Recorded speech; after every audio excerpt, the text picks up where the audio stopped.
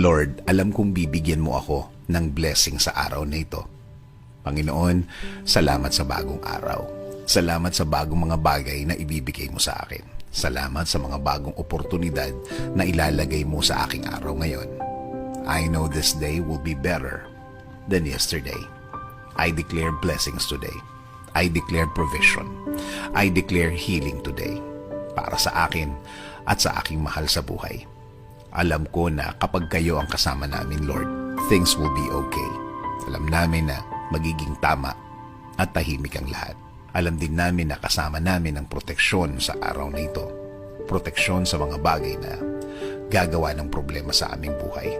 Sa mga taong walang alam gawin, kundi mang-istorbo ng kapwa nila at gumawa ng mga kwentong imbento nila. Panginoon,